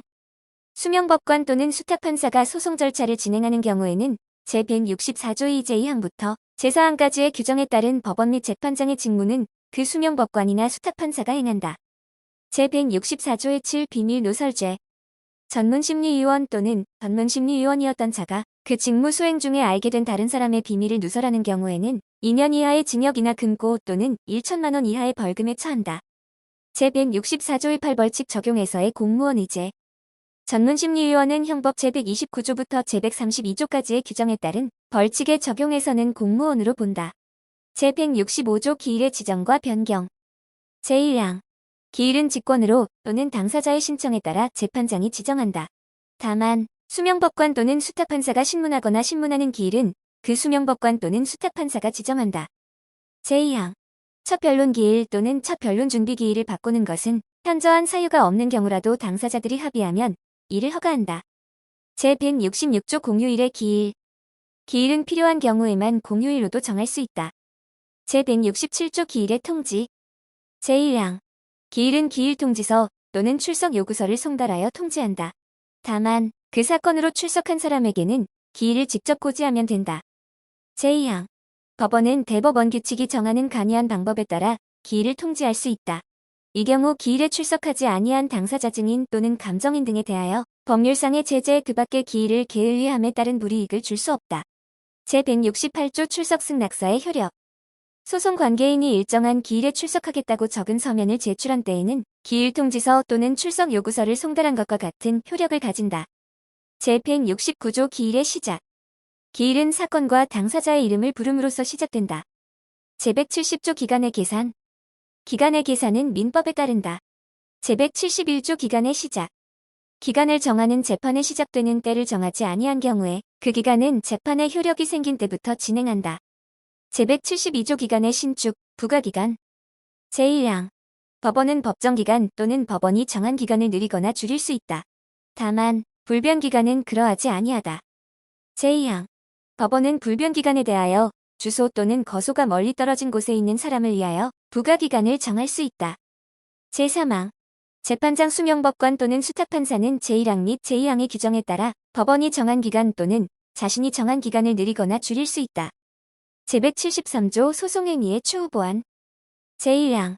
당사자가 책임질 수 없는 사유로 말미암아 불변기간을 지킬 수 없었던 경우에는 그 사유가 없어진 날부터 2주 이내에 게을리한 소송행위를 보완할 수 있다. 다만 그 사유가 없어질 당시 외국에 있던 당사자에 대하여는 이 기간을 30일로 한다. 제2항. 제1항의 기간에 대하여는 제172조의 규정을 적용하지 아니한다.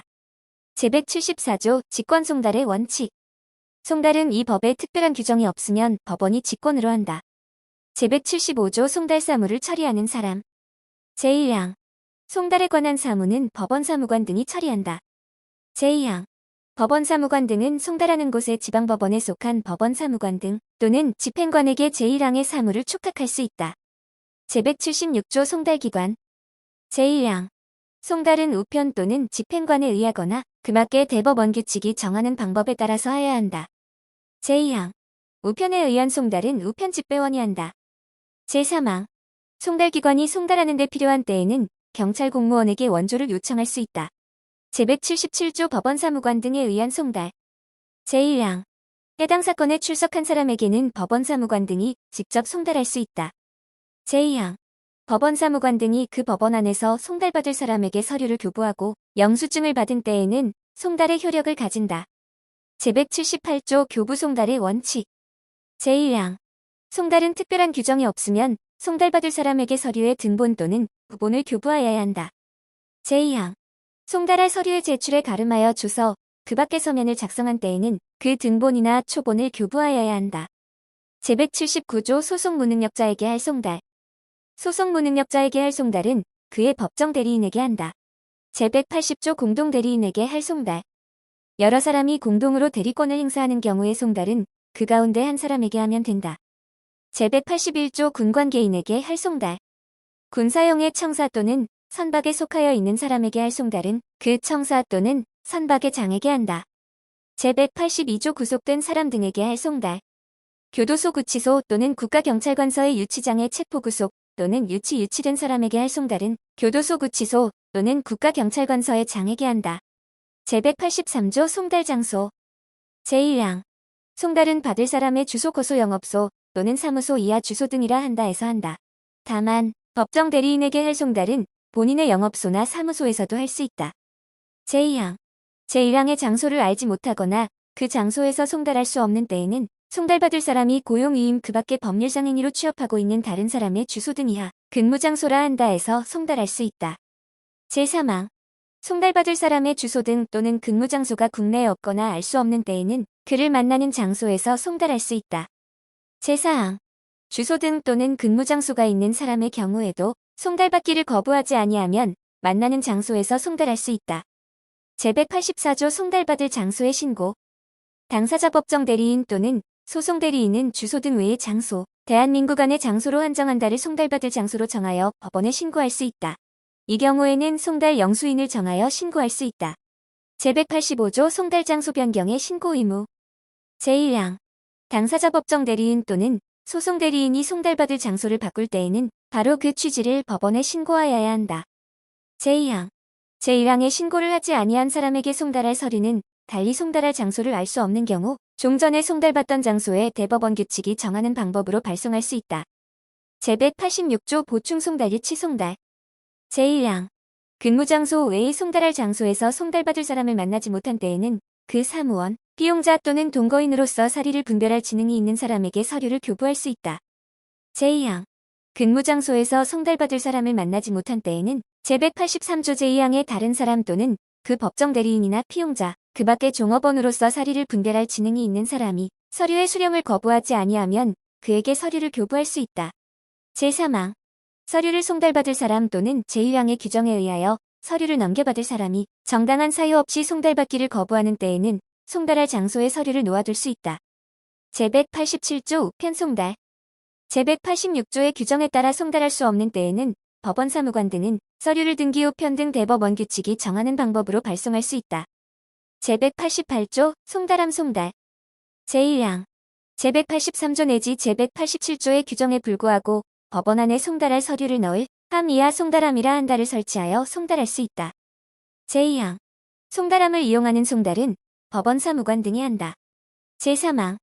송달받을 사람이 송달함에서 서류를 수령하여 가지 아니한 경우에는 송달함에 서류를 넣은 지 3일이 지나면 송달된 것으로 본다. 제4항.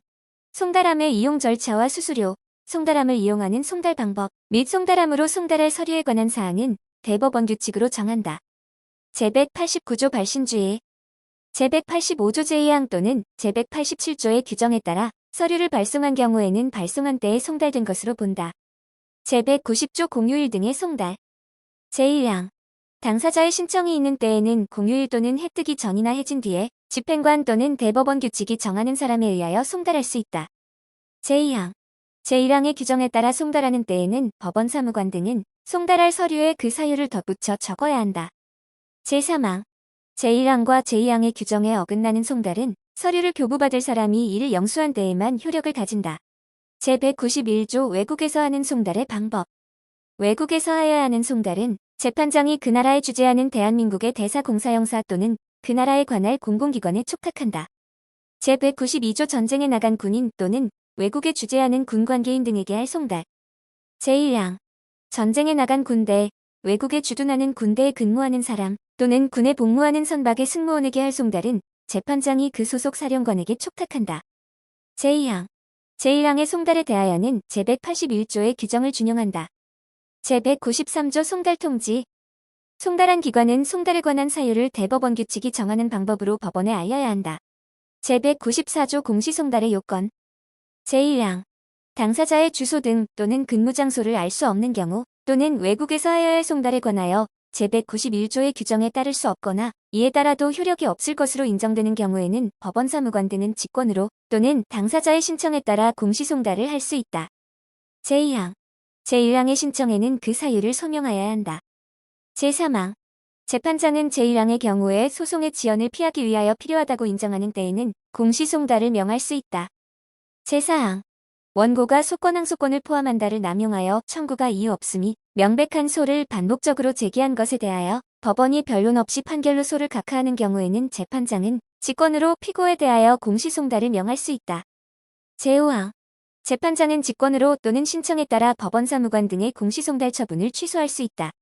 제195조 공시송달의 방법. 공시송달은 법원 사무관 등이 송달할 서류를 보관하고 그 사유를 법원 게시판에 게시하거나 그 밖의 대법원 규칙이 정하는 방법에 따라서 하여야 한다. 제196조 공시송달의 효력 발생. 제1항. 첫 공시송달은 제195조의 규정에 따라 실시한 날부터 2주가 지나야 효력이 생긴다. 다만 같은 당사자에게 하는 그 뒤의 공시송달은 실시한 다음 날부터 효력이 생긴다. 제2항. 외국에서 할 송달에 대한 공시송달의 경우에는 제1항 본문의 기간은 2월로 한다. 제3항. 제1항 및 제2항의 기간은 줄일 수 없다. 제197조 수명법관 등의 송달 권한. 수명법관 및 수탁판사와 송달하는 곳의 지방법원 판사도 송달에 대한 재판장의 권한을 행사할 수 있다. 제198조 종국 판결. 법원은 소송의 심리를 마치고 나면 종국 판결을 한다. 제199조 종국 판결 선고기간. 판결은 소가 제기된 날부터 5월 이내에 선고한다. 다만 항소심 및 상고심에서는 기록을 받은 날부터 5월 이내에 선고한다. 제200조 일부 판결. 제1항. 법원은 소송의 일부에 대한 심리를 마친 경우 그 일부에 대한 종국 판결을 할 수 있다. 제2항. 변론을 병합한 여러 개의 소송 가운데 한 개의 심리를 마친 경우와 본소나 반소의 심리를 마친 경우에는 제1항의 규정을 준용한다. 제201조 중간 판결. 제1항. 법원은 독립된 공격 또는 방어의 방법, 그 밖의 중간의 다툼에 대하여 필요한 때에는 중간 판결을 할 수 있다. 제2항. 청구의 원인과 액수에 대하여 다툼이 있는 경우에 그 원인에 대하여도 중간 판결을 할 수 있다. 제202조 자유심증주의. 법원은 변론 전체의 취지와 증거조사의 결과를 참작하여 자유로운 심증으로 사회정의와 형평의 이념에 입각하여 논리와 경험의 법칙에 따라 사실 주장이 진실한지 아닌지를 판단한다. 제202조 2 손해배상 액수의 산정. 손해가 발생한 사실은 인정되나 구체적인 손해의 액수를 증명하는 것이 사안의 성질상 매우 어려운 경우에 법원은 변론 전체의 취지와 증거조사의 결과에 의하여 인정되는 모든 사정을 종합하여 상당하다고 인정되는 금액을 손해배상 액수로 정할 수 있다. 제203조 처분권주의. 법원은 당사자가 신청하지 아니한 사항에 대하여는 판결하지 못한다. 제204조 직접주의. 제1항. 판결은 기본이 되는 변론에 관여한 법관이 하여야 한다. 제2항. 법관이 바뀐 경우에 당사자는 종전의 변론 결과를 진술하여야 한다. 제3항. 단독사건의 판사가 바뀐 경우에 종전에 신문한 증인에 대하여 당사자가 다시 신문 신청을 한 때에는 법원은 그 신문을 하여야 한다. 합의부 법관의 반수 이상이 바뀐 경우에도 또한 같다. 제205조 판결의 효력 발생. 판결은 선고로 효력이 생긴다. 제206조 선고의 방식. 판결은 재판장이 판결 원본에 따라 주문을 읽어 선고하며 필요한 때에는 이유를 간략히 설명할 수 있다. 제207조 선고기일. 제1항. 판결은 변론이 종결된 날부터 2주 이내에 선고하여야 하며 복잡한 사건이나 그 밖에 특별한 사정이 있는 때에도 변론이 종결된 날부터 4주를 넘겨서는 아니 된다. 제2항. 판결은 당사자가 출석하지 아니하여도 선고할 수 있다. 제208조 판결서의 기재사항 등. 제1항. 판결서에는 다음 각 호의 사항을 적고 판결한 법관이 서명 날인하여야 한다. 제1호. 당사자와 법정 대리인. 제2호.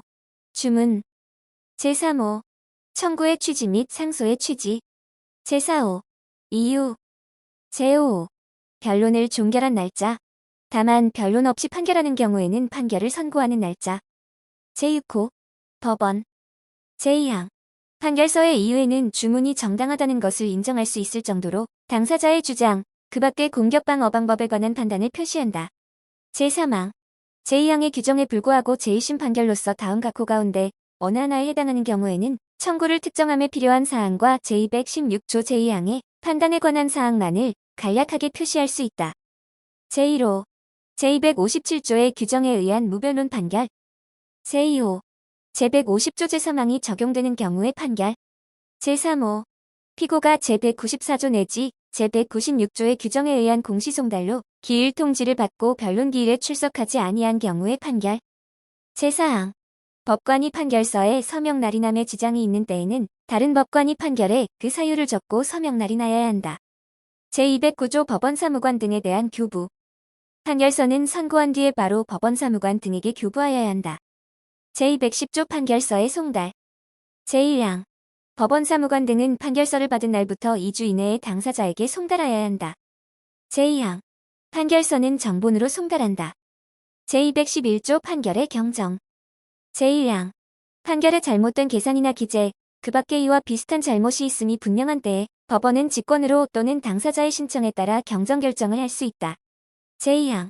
경정결정은 판결의 원본과 정본에 덧붙여 적어야 한다. 다만 정본에 덧붙여 적을 수 없을 때에는 결정의 정본을 작성하여 당사자에게 송달하여야 한다. 제3항.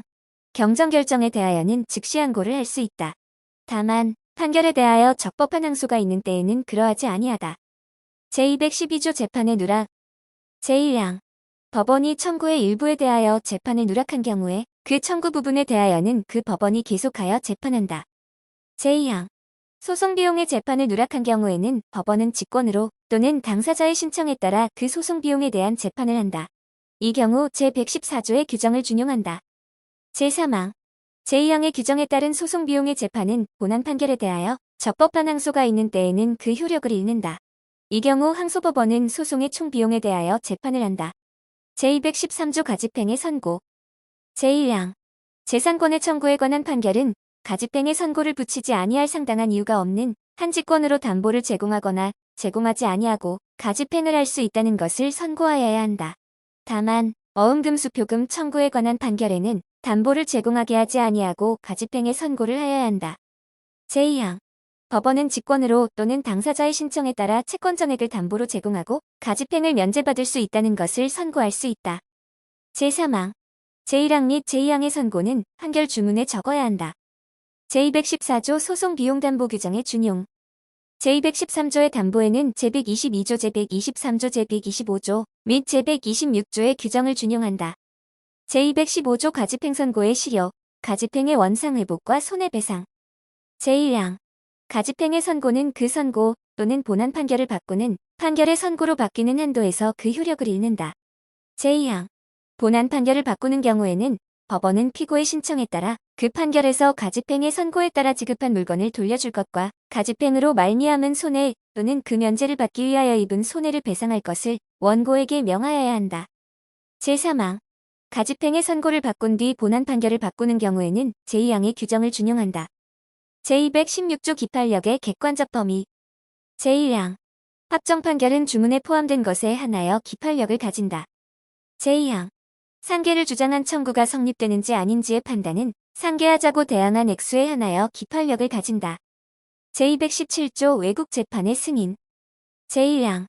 외국법원의 확정 판결 또는 이와 동일한 효력이 인정되는 재판이야 확정재판 등이라 한다 은다음 각 호의 요건을 모두 갖추어야 승인된다. 제1호. 대한민국의 법령 또는 조약에 따른 국제재판관 아래 원칙상 그 외국법원의 국제재판관 할권이 인정될 것. 제2호. 패소한 피고가 소장 또는 이에 준하는 서면 및 기일통지서나 명령을 적법한 방식에 따라 방어에 필요한 시간 여유를 두고 송달받았거나 공시송달이나 이와 비슷한 송달에 의한 경우를 제외한다 송달받지 아니하였더라도 소송에 응하였을 것. 제3호. 그 확정재판 등의 내용 및 소송 절차에 비추어 그 확정재판 등의 승인이 대한민국의 선량한 풍속이나 그 밖의 사회질서에 어긋나지 아니할 것. 제4호. 상호보증이 있거나 대한민국과 그 외국법원이 속하는 국가에 있어 확정재판 등의 승인 요건이 현저히 균형을 상실하지 아니하고 중요한 점에서 실질적으로 차이가 없을 것. 제2항. 법원은 제1항의 요건이 충족되었는지에 관하여 직권으로 조사해야 한다. 제217조 2 손해배상에 관한 확정재판 등의 승인. 제1항. 법원은 손해배상에 관한 확정재판 등이 대한민국의 법률 또는 대한민국이 체결한 국제조약의 기본질서에 현저히 반하는 결과를 초래할 경우에는 해당 확정재판 등의 전부 또는 일부를 승인할 수 없다. 제2항. 법원은 제1항의 요건을 심리할 때에는 외국법원이 인정한 손해배상의 범위의 변호사 보수를 비롯한 소송과 관련된 비용과 경비가 포함되는지와 그 범위를 고려하여야 한다. 제218조 기판력의 주관적 범위. 제1항. 확정 판결은 당사자, 변론을 종결한 뒤에 승계인 변론 없이 한 판결의 경우에는 판결을 선고한 뒤에 승계인 또는 그를 위하여 청구의 목적물을 소지한 사람에 대하여 효력이 미친다. 제2항. 제1항의 경우에 당사자가 변론을 종결할 때 변론 없이 한 판결의 경우에는 판결을 선고할 때까지 승계 사실을 진술하지 아니한 때에는 변론을 종결한 뒤 변론 없이 한 판결의 경우에는 판결을 선고한 뒤에 승계한 것으로 추정한다. 제3항.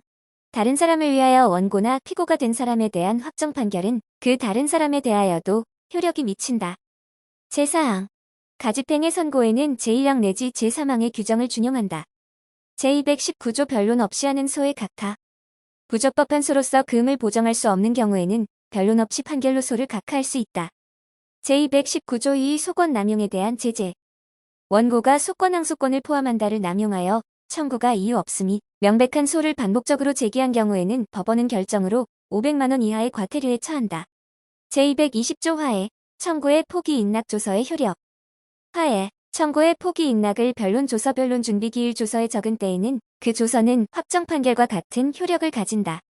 제221조 결정 명령의 고지. 제1항 결정과 명령은 상당한 방법으로 고지하면 효력을 가진다. 제2항 법원 사무관 등은 고지의 방법 장소와 날짜를 재판의 원본에 덧붙여 적고 날인하여야 한다. 제222조 소송 지휘에 관한 재판의 취소. 소송의 지휘에 관한 결정과 명령은 언제든지 취소할 수 있다. 제223조 법원 사무관 등의 처분에 대한 이의. 법원 사무관 등의 처분에 관한 이의 신청에 대하여는 그 법원 사무관 등이 속한 법원이 결정으로 재판한다. 제224조 판결 규정의 준용. 제1항 성질에 어긋나지 아니하는 한 결정과 명령에는 판결에 관한 규정을 준용한다. 다만 법관의 서명은 기명으로 가름할 수 있고 이유를 적는 것을 생략할 수 있다. 제2항 이 법에 따른 과태료 재판에는 비송사건 절차법 제248조 및 제250조 가운데 검사에 관한 규정을 적용하지 아니한다. 제225조 결정에 의한 화해권고.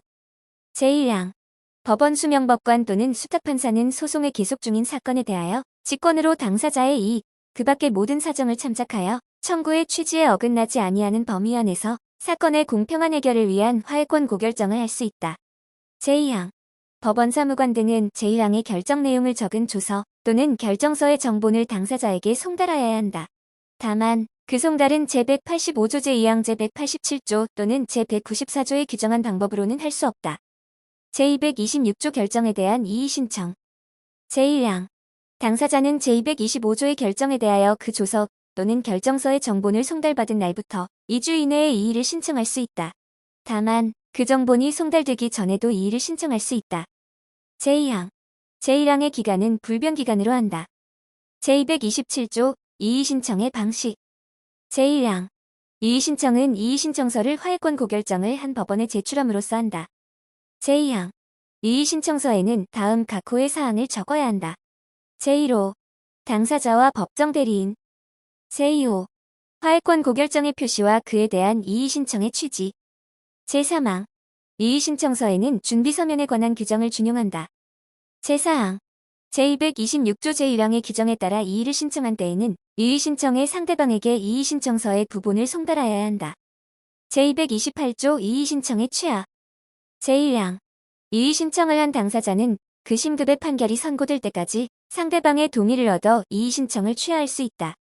제2항 제1항의 취하에는 제266조 제3항 내지 제6항을 준용한다. 이 경우 소는 이의 신청으로 본다. 제229조 이의 신청권의 포기. 제1항 이의 신청권은 그 신청 전까지 포기할 수 있다. 제2항 이의 신청권의 포기는 서면으로 하여야 한다.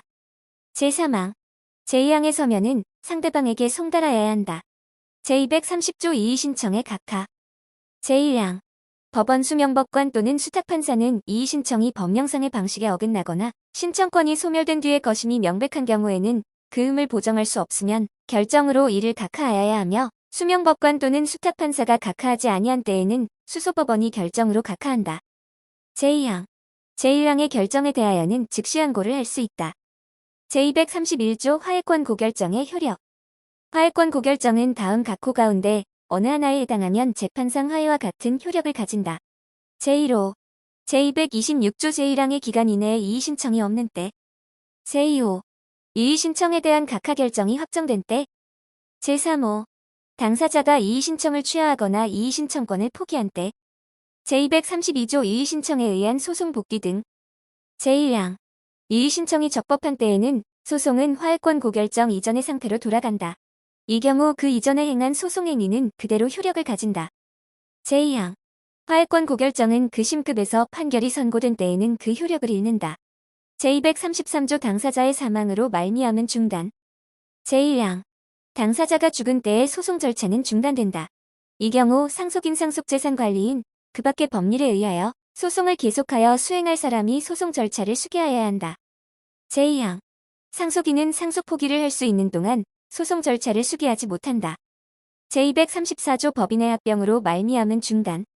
당사자인 법인이 합병에 의하여 소멸된 때의 소송 절차는 중단된다. 이 경우 합병에 의하여 설립된 법인 또는 합병한 뒤에 존속법인이 소송 절차를 수개하여야 한다. 제235조 소송 능력의 상실, 법정 대리권의 소멸로 말미암은 중단. 당사자가 소송 능력을 잃은 때 또는 법정 대리인이 죽거나 대리권을 잃은 때의 소송 절차는 중단된다.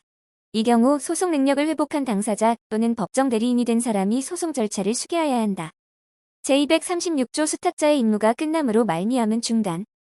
신탁으로 말미암은 수탁자의 위탁 임무가 끝난 때의 소송 절차는 중단된다. 이 경우 새로운 수탁자가 소송 절차를 수개하여야 한다. 제237조 자격상실로 말미암은 중단. 제1항 일정한 자격에 의하여 자기 이름으로 남을 위하여 소송 당사자가 된 사람이 그 자격을 잃거나 죽은 때의 소송 절차는 중단된다. 이 경우 같은 자격을 가진 사람이 소송 절차를 수개하여야 한다. 제2항 제53조의 규정에 따라 당사자가 될 사람을 선정한 소송에서 선정된 당사자 모두가 자격을 잃거나 죽은 때의 소송 절차는 중단된다. 이 경우 당사자를 선정한 사람 모두 또는 새로 당사자로 선정된 사람이 소송 절차를 수개하여야 한다. 제238조 소송 대리인이 있는 경우의 제외. 소송 대리인이 있는 경우에는 제233조 제1항, 제234조 내지 제237조의 규정을 적용하지 아니한다. 제239조 당사자의 파산으로 말미암은 중단. 당사자가 파산 선고를 받은 때에 파산재단에 관한 소송 절차는 중단된다. 이 경우 채무자 회생 및 파산에 관한 법률에 따른 수개가 이루어지기 전에 파산 절차가 해지되면 파산 선고를 받은 자가 당연히 소송 절차를 수개한다. 제240조 파산 절차의 해지로 말미암은 중단. 채무자 회생 및 파산에 관한 법률에 따라 파산재단에 관한 소송의 수개가 이루어진 뒤 파산 절차가 해지된 때의 소송 절차는 중단된다. 이 경우 파산 선고를 받은 자가 소송 절차를 수개하여야 한다. 제241조 상대방의 수개 신청권. 소송 절차의 수개 신청은 상대방도 할 수 있다. 제242조 수개 신청의 통지. 소송 절차의 수개 신청이 있는 때에는 법원은 상대방에게 이를 통지하여야 한다. 제243조 수개 신청에 대한 재판. 제1항 소송 절차의 수개 신청은 법원이 직권으로 조사하여 이유가 없다고 인정한 때에는 결정으로 기각하여야 한다. 제2항 재판이 송달된 뒤에 중단된 소송 절차의 수개에 대하여는 그 재판을 한 법원이 결정하여야 한다. 제244조 직권에 의한 속행명령. 법원은 당사자가 소송 절차를 수개하지 아니하는 경우에 직권으로 소송 절차를 계속하여 진행하도록 명할 수 있다. 제245조 법원의 직무집행 불가능으로 말미암은 중지. 천재지변, 그 밖의 사고로 법원이 직무를 수행할 수 없을 경우에 소송 절차는 그 사고가 소멸될 때까지 중지된다.